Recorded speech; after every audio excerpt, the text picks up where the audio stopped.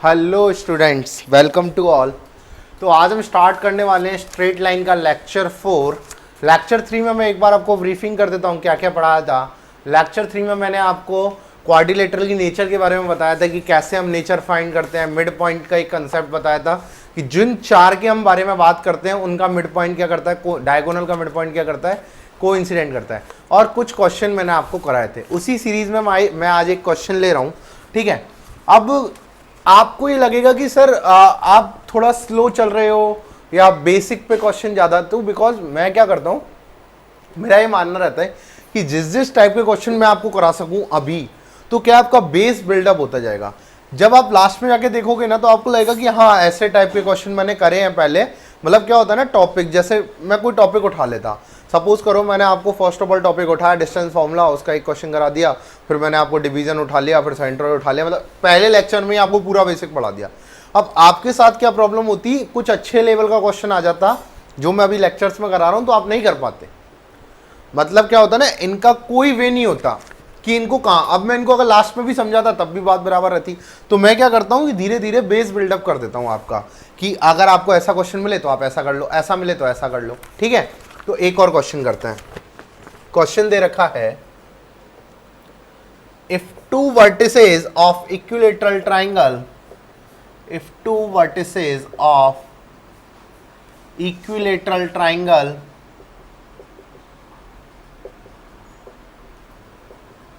if two vertices of equilateral triangle are at two parallel lines, are at two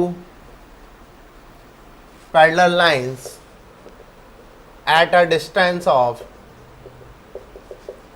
6 centimeter, at a distance of 6 meter कर लो इसको, 6 meter, then find the length of sides, then find the length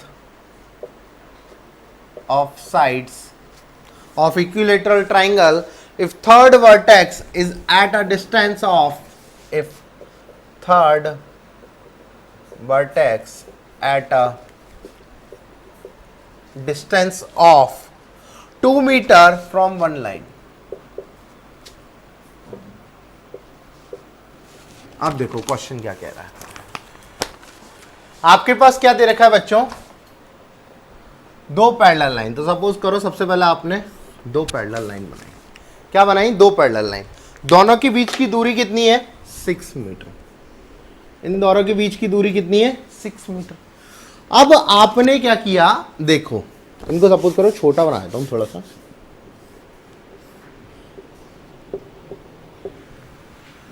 अब आप क्या करोगे, आप बोलोगे कि भैया मेरे को एक इक्विलेटरल ट्राइंगल बनाना है, मेरे को दे रखा है two vertices of equilateral triangle are at two parallel lines.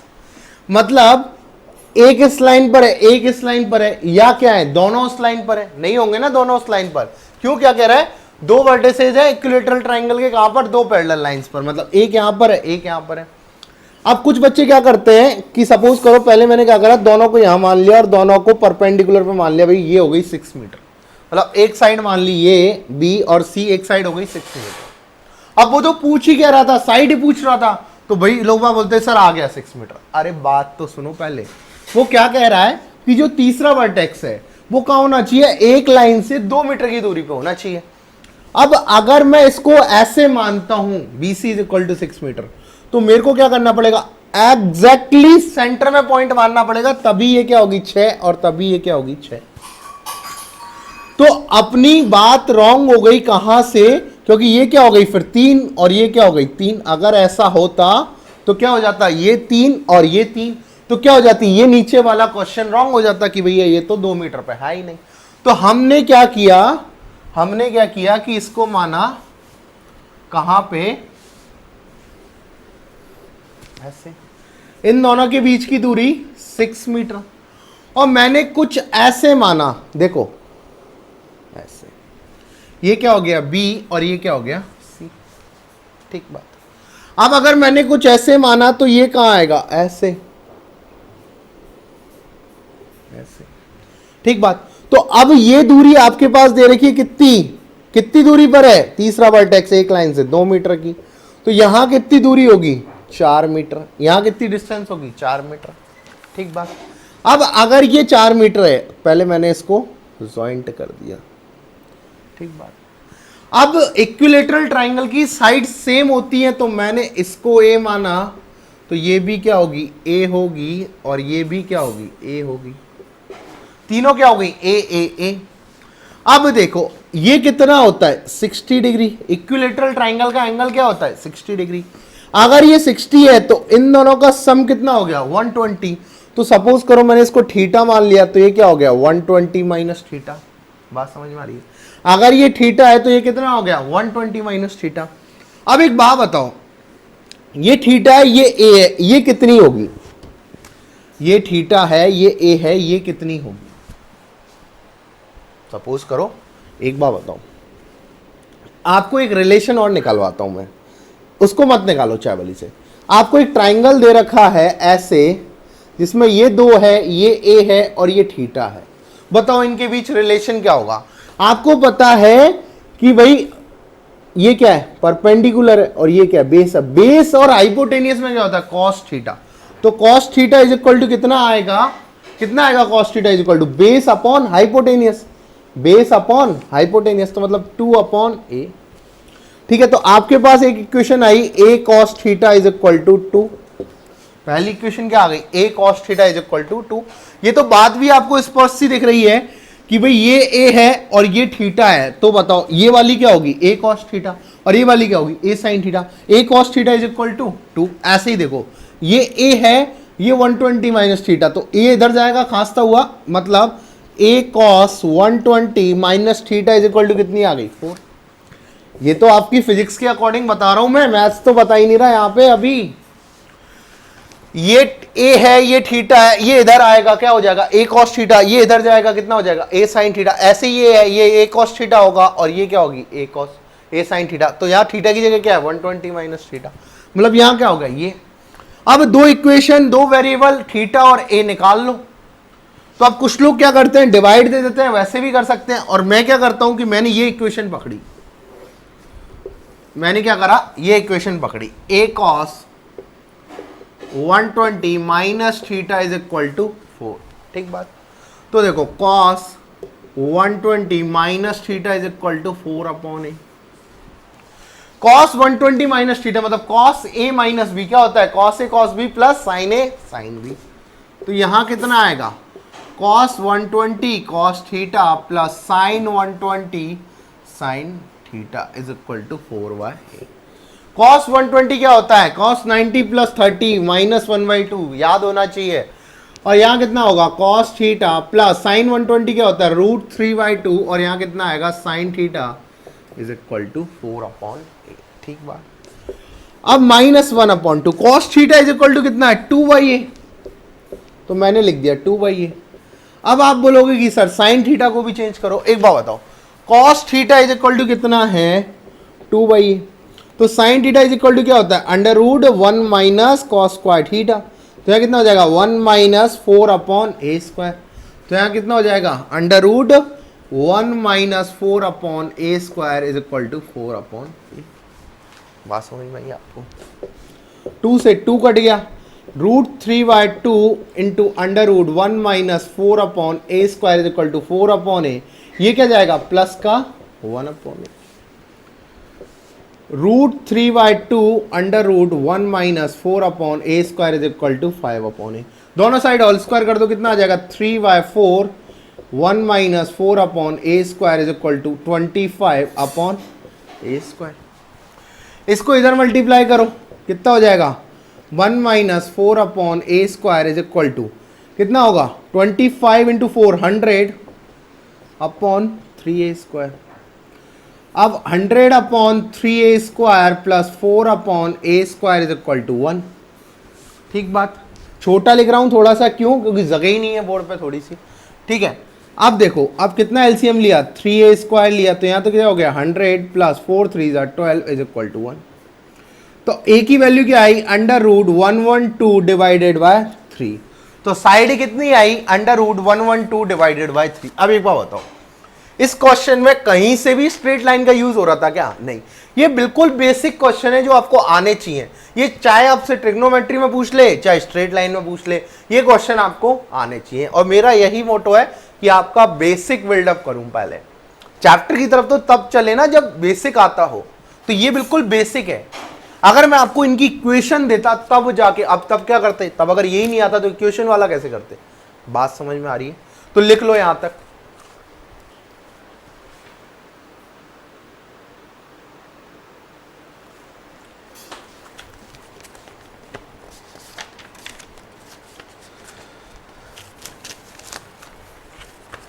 चले आगे।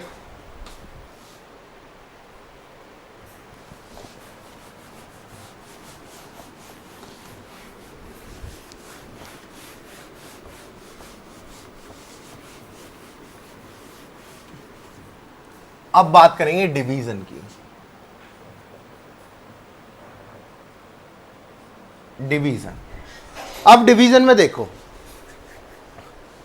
बहुत जगह पढ़ा होगा आपने, लेकिन एक बार थोड़ा सा भी 10 मिनट ना मेरे साथ जुड़े रहना। 10 मिनट आप जुड़े रहोगे ना, आपको डिवीजन कभी नहीं भूलोगे। फॉर्मूला भूल जाते हैं कई बार, कुछ भूल जाते हैं बच्चे, केवल और केवल 10 मिनट जुड़े रहो मेरे साथ, ठीक है? अब डिवीजन, डिवीजन कितने टाइप का होता है? डिवीजन 2 टाइप का होता है, इंटरनल डिवीजन और एक्सटर्नल डिवीजन। अगर बंसल के पुराने बच्चे तो उन्होंने तो अच्छे से पढ़ा हुआ है इसको, बाकी एक्सटर्नल लोग बाग नहीं पढ़ते 10 तक, इंटरनल खूब पढ़ते हैं, ठीक है? अब इंटरनल और एक्सटर्नल में डिफरेंस क्या है मैं हिंदी में बताता हूं आपको। इंटरनल का मतलब होता है बीच में कहीं, दोनों पॉइंट के बीच में कहीं, और एक्सटर्नल का मतलब होता है ख्यालों में, मतलब ये ओरिजिनलिटी में नहीं होता, ओरिजिनलिटी में नहीं होता, ये ख्यालों में होता है कि हाँ कोई ऐसा था और वो ऐसा कर गया, ठीक बात। अब दोनों के बीच में डिफरेंस समझाने के लिए सबसे पहले मैं लेता हूं इंटरनल डिवीजन।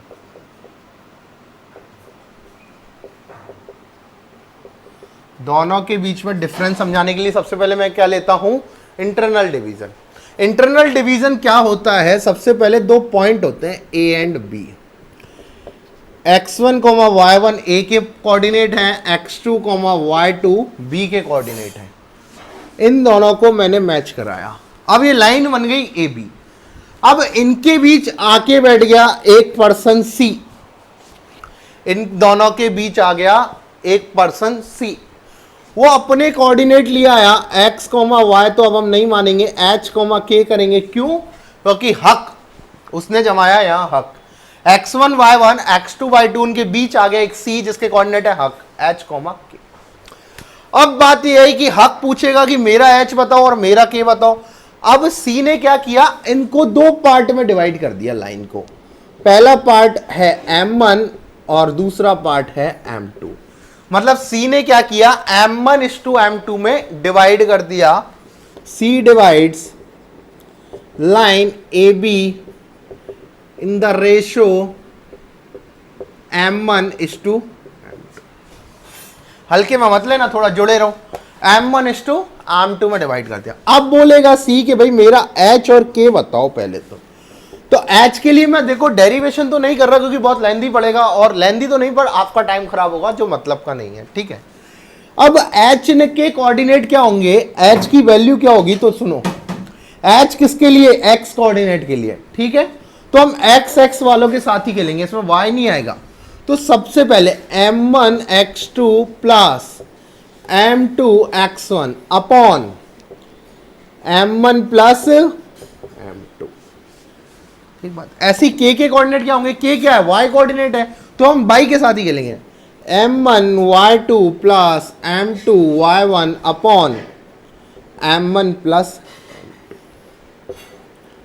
ये आ गए हमारे पास h और k के कोऑर्डिनेट, मतलब h की वैल्यू और k की वैल्यू। तो c के कोऑर्डिनेट आ गए h, k।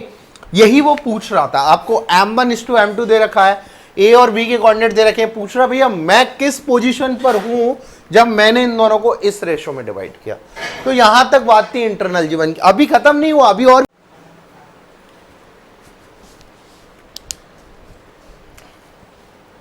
तो ठीक है बच्चों, अब बात करेंगे एक्सटर्नल डिवीजन की। अभी ये खत्म नहीं हुआ इंटरनल डिवीजन, अभी मैं इसमें बताने वाला हूं आपको बहुत कुछ, बट लेकिन अभी बात करेंगे पहले एक्सटर्नल डिवीजन की। अब देखो एक्सटर्नल डिवीजन की कहानी में क्या था कि दो पॉइंट थे ए एंड बी, वही, और ये क्या था, ये अपने कोऑर्डिनेट लेके आया x1 y1, ये लेके आया x2 y2, इन दोनों ने एक लाइन फॉर्मेट फॉर्म करी ए बी। अब ए बी जब इंटरनल डिवीजन में फॉर्म हुई तो क्या था, हमारे पास एक सी आया और वो इन दोनों के बीच आके बैठ गया, उसने बोला कि भाई सी ए बी को m1:m2 में डिवाइड कर रहा है। तो डिवाइड तो यहां सी करेगा, लेकिन एक्सटर्नल डिवीजन हकीकत में नहीं होता, ये कैसा होता है, ख्यालों में। ठीक है, अब जब सी आया तो इन दोनों के बीच आके बैठा, और यहां पे सी आया वो यहां आके बैठा। मतलब यहां तो सी क्या था कि घर में बैठ के लड़ाई करवा रहा था, यहां क्या किया सी ने कि भाई अभी तो मैं घर में तो नहीं आ रहा पर मैं बाहर हूं, मतलब बाहरी आदमी है।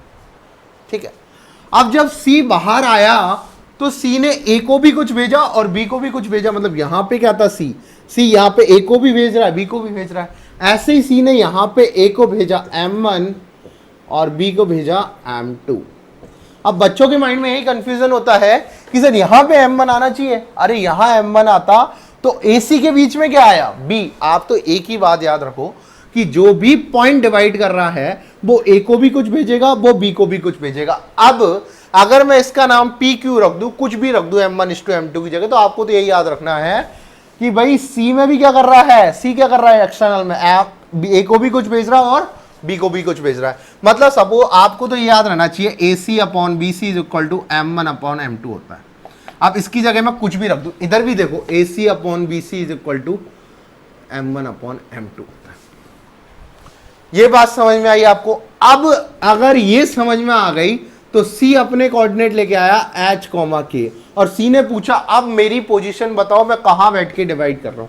तो h क्या होगा, वही m1 x2, अब बाहरी आदमी है तो माइनस कर दो।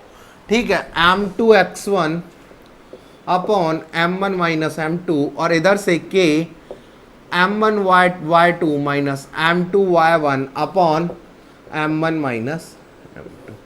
ये तो था अपना बेसिक डिवीजन। अब इस पे जो क्वेश्चन बनते हैं ना वो बहुत अच्छे अच्छे बनते हैं। जस्ट जनरली मैं आपको अभी कराने वाला हूं, ये लिख लो पहले।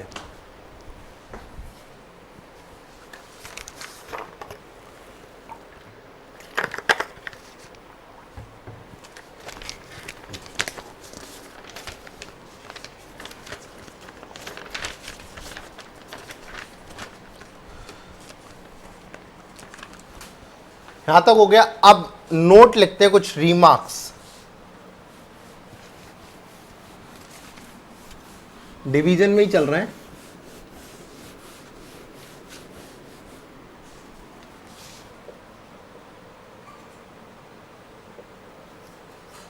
Remark number 1. If line joining two points, if line joining two points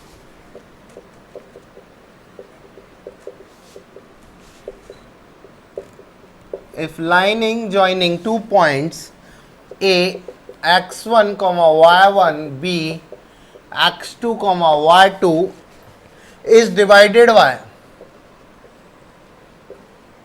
x axis, then ratio is equal to कितना होगा। भाई अब ये पूछ रहा है कि भैया दो पॉइंट है, उनको एक्स एक्सिस डिवाइड कर रहा है। मैंने पॉइंट लाइन दे दी आपको कि भैया अब इसको एक्स एक्सिस डिवाइड कर रहा है, तो मुझे बताओ कि रेशियो क्या होगा। देखो यहां पे जोड़े रहना थोड़ा, तभी समझ में आएगा आपको। ठीक है, ये क्या बनाई हमने, एक्स एक्सिस वाई एक्सिस। अब ये क्या ए है, ये बी है। ए के कोऑर्डिनेट है x1, y1, बी के कोऑर्डिनेट है x2, y2। एक्स एक्सिस इनको डिवाइड कर रहा है। क्या कर रहा है, एक्स एक्सिस इनको डिवाइड कर रहा है। मतलब सी कहां होगा, यहां। अब सी के कोऑर्डिनेट क्या होंगे, मेरे को एक चीज बताओ। अगर पॉइंट एक्स एक्सिस पर है तो उसका y तो क्या होगा, 0। बस यही चाहिए था हमें। अब यहां पे रेशियो की जगह आप लिख लेना, मैं आपको याद करा दूंगा, -y1/y2। कितना आएगा, -y1/y2। ठीक बात, ये याद रहना चाहिए। अब ये कैसे आया वही बता रहा हूं। आपके पास क्या है, y कोऑर्डिनेट 0 है, एक की वैल्यू दे रखी है, तो आपको y कोऑर्डिनेट मतलब k के कोऑर्डिनेट पता होते हैं क्या, m1 y2 minus plus m2 y1 upon m1 plus m2। k तो क्या है 0, और अब ये किस रेशो में डिवाइड कर रहा है, m1:m2 में ही तो कर रहा है, बात तो वही है, ये तो चेंज किया ही नहीं हमने, रेशो तो निकालना ही है m1 अपॉन m2। तो अब बात करो m1 इंटू x2, m1 ये m1 into y2 plus m2 into y1 upon m1 plus m2, ये इससे जाके आएगा 0, तो m1 y2 plus m2 y1 is equal to 0, m1 y2 is equal to minus m2 y1, और m1 upon m2 क्या आ गया, minus y1 upon y2। अब अगर आपको जेई डायरेक्ट क्वेश्चन पूछे तो इतना बड़ा करोगे क्या, नहीं, अगर x एक्सिस डिवाइड कर रहा है तो x के उल्टे coordinate minus y1 upon y2, और अगर ऐसे ही y एक्सिस डिवाइड करता तो यहां क्या आता, माइनस x1 अपॉन x2। मतलब आपको कोई भी दो पॉइंट दे रखे दुनिया में, अगर उनको y एक्सिस डिवाइड कर रहा है ना, तो उसके रेशो क्या आएंगे, माइनस x1 अपॉन x2। अगर आप कोई भी दो कोऑर्डिनेट दे रखे हैं, उस लाइन को अगर x एक्सिस काट रहा है ना, तो उस कि रेशो क्या आएगा, किस रेशो में काटेगा एक्स एक्सिस, माइनस का y1 अपॉन y2। यही पॉइंट है जो बच्चों को मतलब बेसिक है ये, और यही चीज मैं आपको सिखा रहा हूं तब से, बेस बिल्ड करने के लिए, कि आपके पास क्या हो कि हर चीज का जवाब हो, ठीक है। तो सेम पॉइंट मैं दूसरा लिखता हूं, क्या उसको प्रूफ तो नहीं कर रहा मैं, क्योंकि प्रूफ कराने का कोई मतलब नहीं है, इतना बड़ा करा ही दिया मैंने आपको। अगर यहां पे y एक्सिस काटता, अगर यहां पे क्या करता, y एक्सिस काटता, तो रेशियो क्या हो जाते, माइनस का x1 अपॉन x2, और वहां पे अब h क्या होता, 0, 0 को हम के लेते और x के लिए खोलते तो क्या आता, माइनस का x1 upon x2। I hope आप यहां तक समझ गए होंगे, ठीक है। अब लेते हैं तीसरा। तीसरा क्या है, देखो, रिमार्क नंबर 3। रिमार्क नंबर 3 ये कहता है कि if line joining two points A x1, y1, b x2, y2। अब एक लाइन है आपके पास ए बी, इसको अनदर लाइन कट कर रही है, तो लाइन क्या लिख रही है, if line joining two points a x1, y1 and b x2, y2 is divided by another line। पहले तो क्या था, x axis and y axis divide कर रहे थे, अब क्या कर रहे हैं, is divided by another line ax plus by plus c is equal to 0। ये लाइन की जनरल इक्वेशन है। अब इसको दो पॉइंट डिवाइड कर रहे हैं, दो पॉइंट डिवाइड कर रहे हैं, ठीक है, मतलब दो पॉइंट से बनने वाली लाइन को क्या डिवाइड कर रही है, ये लाइन डिवाइड कर रही है। देन रेशो, रेशो क्या होगा, तो रेशो के लिए मैं आपको लिखा देता हूं, रेशो होगा माइनस का, अब ये पॉइंट दे रखा है ना, इसको इसमें रखो, a x1 plus b y1 plus c upon a x2 plus b y2 plus c, ठीक बात। अब ये आया कैसे, वो चीज समझते, देखो ये बहुत बार आया क्वेश्चन कि आपको दो पॉइंट दिए, उस लाइन को एक और लाइन कट कर रही है, तो बताओ उसका रेशियो क्या होगा। तो क्या करो, उस लाइन की इक्वेशन को लो और उसमें पहले x1 रखो फिर x2 रखो, तो माइनस का पहले पार्ट रखा x1, दूसरा पार्ट रखा x2 और खट से रेशियो बता दिया। अब अगर आप इसे सॉल्व करते ना, तो मैं बताता हूं आपको सॉल्व करने का मेथड कितना लंबा होता है। देखो ये a है, ये b है, इसके कोऑर्डिनेट है x1, y1, इसके कोऑर्डिनेट है x2, y2। ये लाइन बनाई, इस लाइन को दूसरी लाइन काट रही है ये वाली, इसकी इक्वेशन है ax plus B Y plus C is equal to 0। अब यहां कोई पॉइंट है p, वही तो काट रहा होगा, उसी से तो रेशियो पता लगेगा, मतलब ये रेशियो है m1 और ये रेशियो है m2।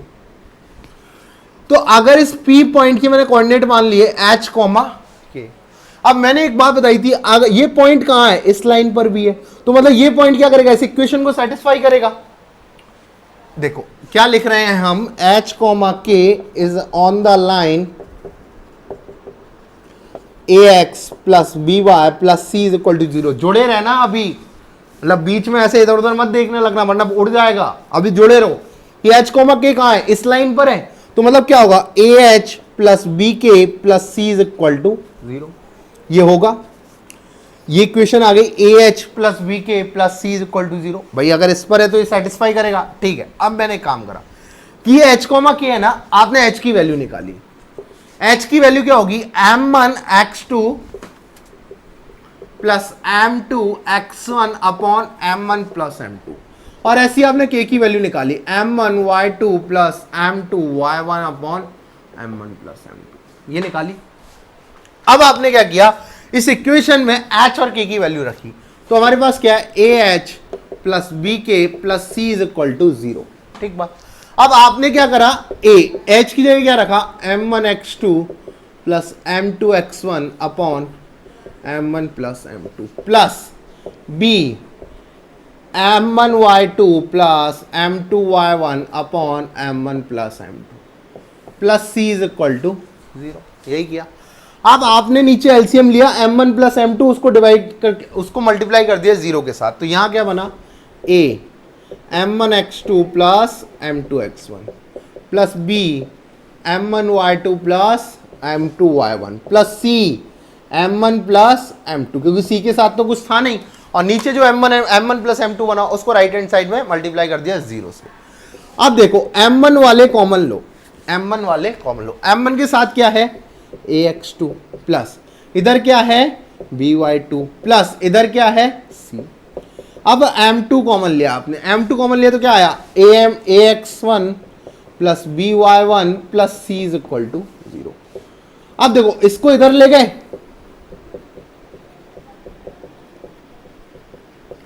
Minus m2 ax1 plus by1 plus c। अब m1 अपॉन m2 कितना आया, minus of ax1 plus by1 plus c upon ax2 plus by2 plus c। यही तो होता है। अब इतना लंबा आप करते हो, और आपको याद रहना चाहिए कि अगर 2 पॉइंट की लाइन है, उसको तीसरी लाइन काट रही है, तो क्या करो, उन दोनों पॉइंट को उठा के इसमें रख दो, और क्या करो, माइनस पहले पहला पॉइंट रखा अपॉन दूसरा पॉइंट रखा, बस इतना सा याद रहता है। ठीक है, समझ आया। आगे क्वेश्चन की तरफ बढ़े।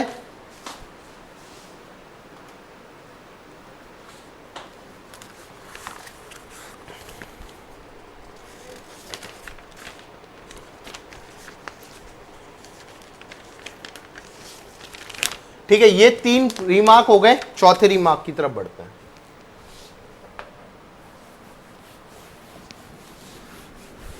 तीन रिमार्क कौन कौन से थे, अगर कोई लाइन को क्या एक्स एक्सिस काट रहा है तो रेशियो क्या होगा, माइनस y1 अपॉन y2। अगर कोई y एक्सिस काट रहा है तो रेशियो क्या होगा, माइनस x1 अपॉन x2। और अगर कोई लाइन काट रही है तो माइनस का ax1 plus by1 plus c upon ax2 plus by2 plus c, यही रेशियो होता है।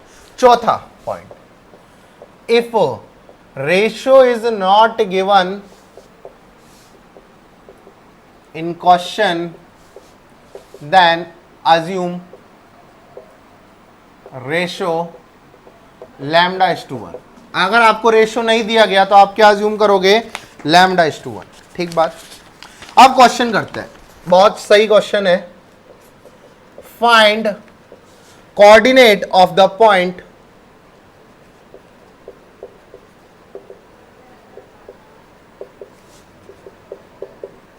find coordinate of the point trisecting 1, 2 and 4, 5। अब आपको वही 2 पॉइंट दिए गए, उस लाइन को क्या कर रहा है, ट्राइसेक्ट कर रहा है। ट्राइसेक्ट का मतलब क्या होता है, पहली बात, ट्राइसेक्ट का मतलब होता है 3 इक्वल पार्ट। ट्राइसेक्ट का मतलब क्या होता है, 3 इक्वल पार्ट। ठीक है, तो सबसे पहला काम क्या किया आपने, ए और बी बनाए। ए ये रहा, बी ये रहा। ए क्या है 1, 2 और बी क्या है 4, 5। ठीक बात। ट्राइसेक्ट का मतलब है 2 पॉइंट लिंक करेंगे ट्राइसेक्ट, इसको 1 पॉइंट तो कर ही नहीं सकता, तो इनका नाम दे दिया मैंने पी और क्यू। अब पी और क्यू के मैंने कोऑर्डिनेट मान लिए, क्या क्या मानूंगा कोऑर्डिनेट, इधर मान लिया h, k और इधर मान लिया st। ठीक बात।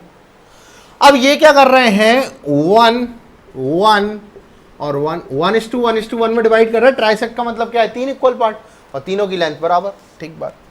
अब सबसे पहले 4 पॉइंट पी के लिए बात करेंगे।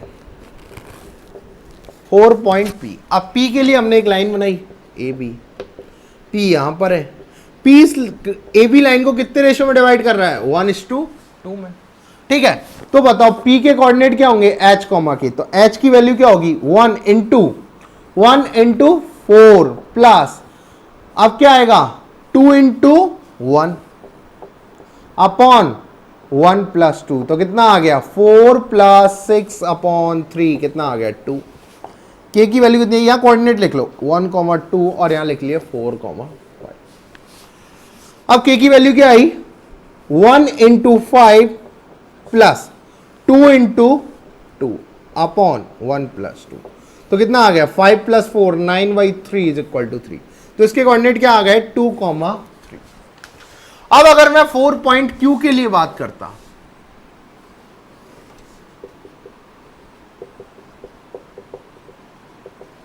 फोर पॉइंट क्यू के लिए बात कर रहा हूं, तो क्यू के लिए क्या होगा, देखो ए बी, क्यू क्या करेगा 2:1 में डिवाइड करेगा। ठीक है, ए और बी के कोऑर्डिनेट लिख लो 1,2 और 4,5। तो बताओ क्यू के कोऑर्डिनेट क्या है, एस और टी। तो एस की वैल्यू क्या है 2:4 प्लस 1:1 अपॉन 3, कितना हो गया 4 8 + 1 9/3 3, और टी कितना होगा 2:5 प्लस 1:2 अपॉन 3, तो कितना हो गया 4। तो इसके कोऑर्डिनेट क्या होगा 3,4। तो कौन कौन से दो पॉइंट इसको ट्राइसेक्ट कर रहे हैं, एक है 2,3 और एक है कितना 3,4। मतलब अगर मैं आपको एक बात कहूं, यहां कितना आ गया 2,3 और यहां आ गया 3,4। समझ में आया ट्राइसेक्ट करने वाले। अब अगर मैं आपको बोलता कि भैया ये मेथड छोड़ दो, ये मेथड अगर आपसे कोई सब्जेक्ट एग्जाम में पूछे तो आप करना, अगर जेई के लिए जा रहे हो तो ये मेथड अपनाओगे तो बहुत बड़ी दिक्कत होगी। अगर एक एक क्वेश्चन में इतना टाइम दोगे तो कैसे करोगे। तो इसके लिए मैंने एक नया और बेहतरीन तरीका बता रहा हूं आपको, समझना। रफ कर दूं, पहले से देख लेता हूं मैं 1 मिनट।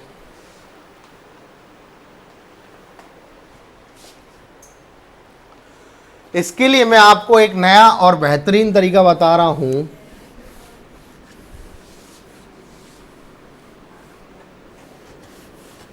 नया और बेहतरीन तरीका यह है कि देखो, इसके और इसके बीच में कितना गैप 1, इसके और इसके बीच में कितना गैप 1, इसके और इसके बीच में कितना गैप 1। मतलब क्या चल रही है, एपी चल रही है, पॉइंट के बीच एपी चल रही है। अब अगर इक्वल पार्ट में डिवाइड कर रहा है, इसने क्या बोला कि मैं इन पॉइंट को ऐसे रखूं कि वो पॉइंट इसको ट्राइसेक्ट करे। तो सबसे पहला काम करो कि ए का एक्स कोऑर्डिनेट और बी का एक्स कोऑर्डिनेट का डिफरेंस लो, कितना आ गया 4-1, और उसको जितनी इक्वल पार्ट कर रहा है उससे डिवाइड कर दो, मतलब कितना आ रहा है 1। और इधर ऐसे ही ये लो, यहां कितना आ रहा है 5 - 2/3, कितना आ रहा है 1। अब क्या करो कि अगर यहां 1 आ रहा है तो इन सब में 1 बढ़ाते चलो। देखो 1,2 तो क्या आ गया 1 बढ़ाया 2,3, 1 बढ़ाया इसमें 3,4 आ गए। बस यही है। अगर आपको ऑब्जेक्टिव क्वेश्चन करना है तो अप्रोच तो अपनानी पड़ेगी। ठीक बात। अगला क्वेश्चन कराऊं, सेम अप्रोच से करना, छोड़ देना बाकी चीजें। एक लास्ट क्वेश्चन में आपकी, लास्ट क्वेश्चन तो क्या अभी तो पढ़ना है और, ठीक है। क्वेश्चन लिखो,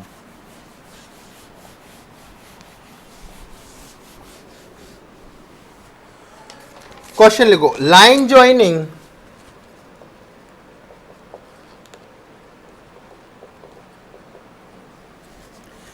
A 3,4 and B 3,-2 is divided by PQR। 3 point है जिन्होंने डिवाइडेड किया such that AP is equal to PQ is equal to QR is equal to RB। Find P Q और आर।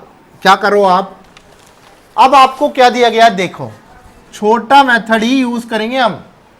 अब आपको दे रखा है एक लाइन है ए बी, वो लाइन क्या है ए बी, और ए बी में क्या है, ए के कोऑर्डिनेट है 3,-2 और इसके कोऑर्डिनेट है कितने, ओ इसके कोऑर्डिनेट है 3,4 और इसके कोऑर्डिनेट है 3,-2। बात समझ में आ रही है।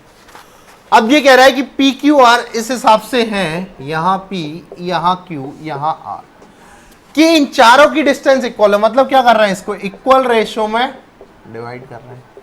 अगर आप करना चाहो सब्जेक्टिव मेथड से तो कैसे करोगे, 4 point P 1:3, 4 point Q mid point है, क्यू तो आसानी से निकाल जा सकता है, आर के लिए 3:1। लेकिन मैं क्या कह रहा हूं, जो सुनो, कि सबसे पहले इसका और इसका डिफरेंस लिया, कितना आ रहा है 3 - 3, किससे डिवाइड करेंगे, 4 इक्वल पार्ट है तो 4 से, तो कितना आ रहा है 0, मतलब यहां तो कोई डिफरेंस है नहीं। इसको पकड़ा,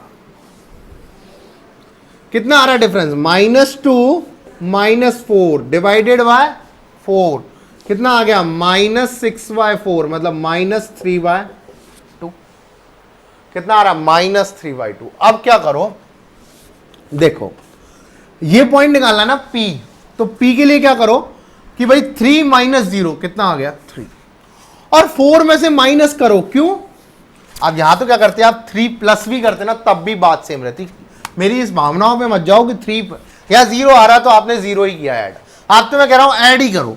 4 में ऐड किया -3/2 कितना आएगा, 4 में ऐड किया -3/2 कितना आएगा 5/2, तो यहां कितना आ गया 5/2, और यहां कितना आएगा 3। अब 5/2 में से क्या ऐड किया, -3/2, 5/2 में से -3/2 ऐड किया तो कितना आ गया 1। अब 1 में भी क्या ऐड किया, -3/2 कितना आ गया -1/2, तो 3, -1/2, और ये क्या आ गया 3 - 2। इधर भी क्या करा, -1/2 ऐड किया, कितना आ गया माइनस। आसान तरीका है या नहीं है, अगर आप करते तो आपको मिनिमम 2 से 3 मिनट लगती, और अगर ये मेथड जानते हो तो विद इन 30 सेकेंड आंसर है। ठीक है, चले आगे, ओके।